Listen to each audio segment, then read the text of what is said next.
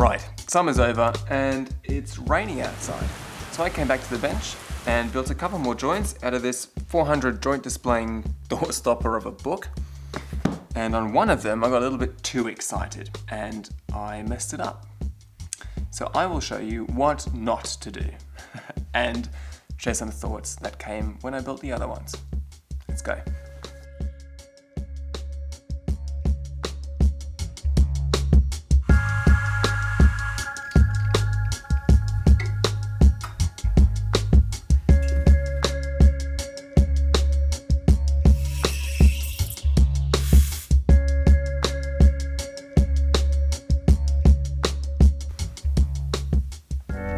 Now if you're new here, give me a couple seconds to explain to you why I'm actually doing this series.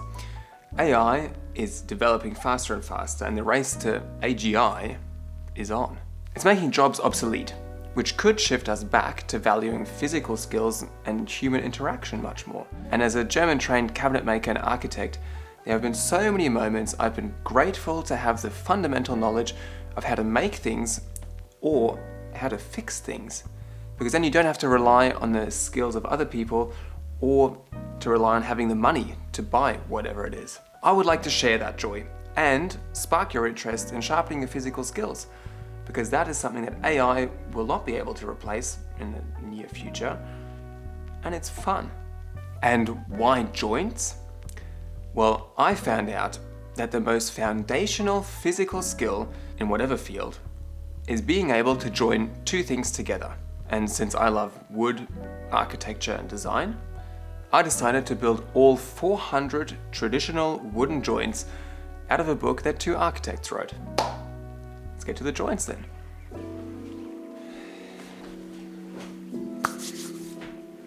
All right, let's get cracking. So, start off with the first joint that I built. No, that's not the right one. This one. It's the beveled half-lap joint, it's called. And this is what it looks like. And these are the stub tenons. So beveled, because of this here, this is the beveled half-lap joint with stub tenons. This is the positive stub tenon, and this is obviously the negative part, and they lock into each other just like this. Now the stub tenons make sure that there's no sideways movement of the lap, and the bevel in the lap makes sure that if this is jammed between two walls, for example, this top part would have to make an upwards movement to slide out. And so if these two sides are jammed in between somewhere, then the bevel makes sure that it can't slide out. So this is a splicing joint. You make the wood longer with this. If this wood ends, you can take the second wood, and this is a joint that you can extend, this one. So if you can imagine that this is on underneath a post, for example, a post is sitting on top here, then the bevel of this joint is already good enough so that the wood will not move apart sideways if it's under tension. Now these stub tenons make sure that the joint doesn't move sideways either. So this is actually quite a good joint for footings of, wooden buildings or sheds or smaller huts or whatever. And I had a lot of fun. I had a lot of fun making this one.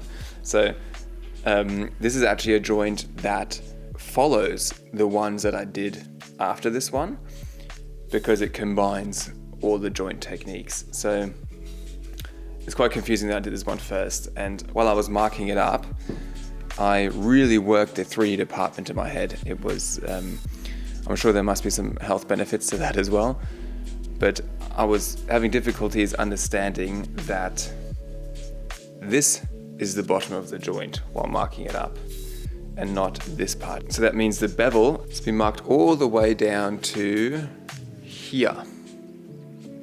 Once I understood that, it was business as usual, cutting, chiseling with my lovely new chisels. And I live in a small town in southern Germany, and we've got a whole bunch of different festivals here. So we've got Beer Fest, Wine Fest, and we've also got the largest pumpkin festival in Europe, which is pretty random. So on that evening it was Wine Fest. I obviously didn't go. I decided to come here and build this lovely joint. one of my friends stumbled in on his way home and sat on the couch while he regrouped, and he could experience the joy of me knocking this joint together, and it was an absolute vibe. Summer evening, riding my bike out to the studio, building a joint, walking back home, and I really enjoy doing this.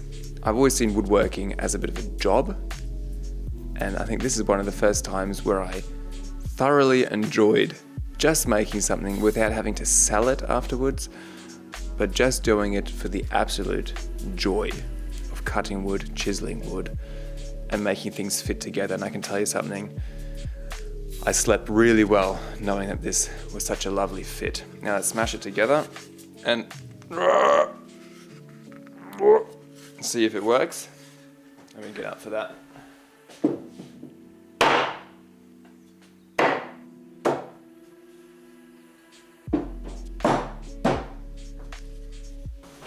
Back again, there we go.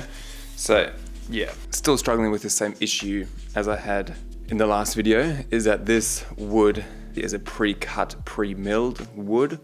That means there are tolerances. That means it doesn't matter how accurate I am with marking up, it will always be a little bit inaccurate in the execution, because the wood isn't always 90-degree angle. It's not always square, and the edges are chamfered, which is, it's not optimal, but that's why next time I will mill my own wood.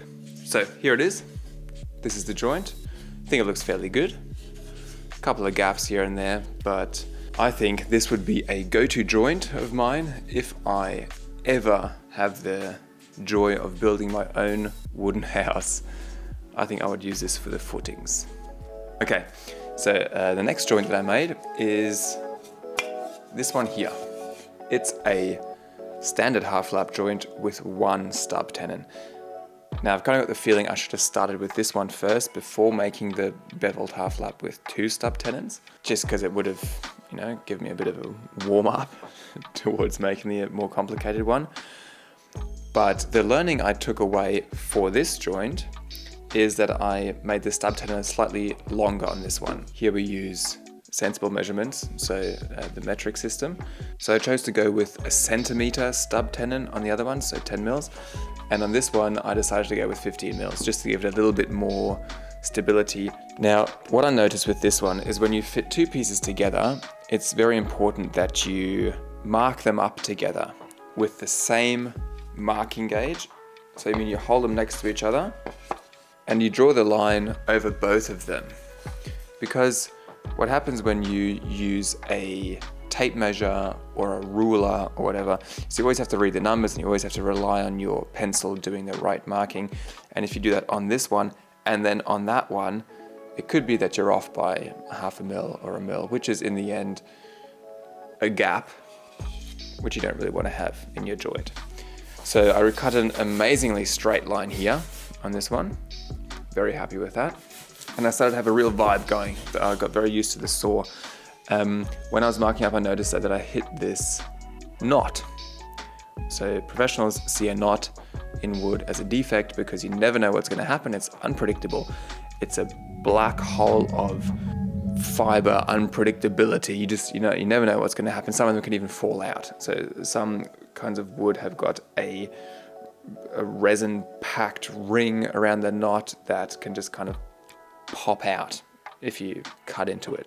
So this one didn't, obviously, and it got very hard there at the corner. So I was lucky that it only just touched the edge of it. Any professional would cut it out. Clients often like having knots in the wood because it makes it look very alive and exciting. So yeah, I was in an amazing headspace building this joint, having an absolute vibe, and it's so liberating. Just making something where the stakes are very low, where if you mess up, it doesn't matter, but you've still got the hope of, doing it very well. And when something fits together in the end, it gives you this satisfaction that I had on the previous joint as well, that rarely other things in life can give you. So a quick last chisel tip that I used on this one. I always stay about 0.5 mils away from the edge of the marking, just because sometimes when you chisel, you bend the chisel back and forth, which you normally shouldn't do, but it still happens sometimes, and it can dent the wood. When you've chiseled out everything that you need, you can do a cleanup pass and go right onto the marking. It's a bit like in CNCing. You do a rough pass first, and then you do the cleanup pass. So, beautiful joint. I really enjoyed this one, even though there's a little residual feeling that there's a tenon missing here. Had a lot of fun making this one though, and I guess this is probably one of those joints that you could just use on a construction site where you say, okay, it needs to go fast, but I don't want to lose the fit, so you just put it in a quick stub tenon. You should try it out. You know what? Actually, to come to think of it, I think I've done this stub tenon injustice. I just thought about that. This is actually a symbol of caring enough about something so simple as a half lap joint, which is a very, very basic joint, that you put a stub tenon in to make sure that it doesn't slide out sideways because of the glue that you put in that makes that slimy in-between layer that when you clamp it, it slides out sideways. But you put the stub tenon in because you care about it, it needs to stay straight. And it made me think of the great-great-grandpa of one of my good friends. When I was walking just around the corner with him the other day, I pointed up to the roof where there's amazing tinsmith work. And I said, hey, have you seen that gutter up there already? And he said, yeah, that was my great-great-grandpa made that. He was a tinsmith. And what it is it's the connection between the horizontal gutter and the vertical drop pipe. And it's not just a box gutter down to a boxy pipe. This guy's great-great-grandpa cared enough to form a full-blown dragon in this connection. Now, it's not just he had a half an hour to, make something funky. I'm pretty sure he put in a lot of hours to make this lovely dragon. He cared enough to know this is a house in the middle of town, and the people that own this house will have a statement for the rest of their life that small details are very important. And so he cared enough about that to make a full-on dragon with wings and a tail and everything, and head and ears and eyes and teeth, to help the water run along the horizontal gutter down the drop pipe. Now, I'm not a big fantasy dude or anything. It's not really my thing, to be very honest. But I see someone who cared, someone who loved his job, someone who put in the work and brought some beauty. And when I see it, it gets my synapses going. I enjoy seeing an irregularity in the world around me. And that's what I love. And that's what I think making things by hand really stands for. So that's what I thought of when I felt bad about talking about the only single stub tenon. Anyway, let's go to the next joint. This is the one that I overdid it on. It's called a half lap joint with a haunched tenon. Now, I like breaking geometry down into graspable elements. So what looks like an aerial photography of any large city with high-rise buildings is actually really basic. So it's a simple tenon, split in the middle, and the bottom bit moved down. And what that does, it opens up two more surfaces, which are more difficult to make, but they're good because they are long grain surfaces, and long grain surfaces perform much better with glue than end grain surfaces do. So if this is a joint that you want to use with glue, it'll perform much better on these surfaces, the long grain surfaces, this one, this one, this one, this one, that one, and this one on that side as well, in comparison to the end grain surfaces. And as I said, splitting the whole thing and bringing more surfaces into the game that have to be on a 90-degree angle to each other makes the whole thing a little bit more difficult. And that's where I messed it up. I always stayed a little bit away from the marking, which is good, and that's what I had planned to do. And then I can take my chisels and shave off the rest of the wood until I get down to the marked bit. Now, the bad thing about that is probably one of the most enjoyable parts of woodworking is making wooden shavings with your chisels. And it's difficult to stop. It's really hard to stop doing it. So I took way too much off, and it turned into a very loose joint. So it just kind of drops in.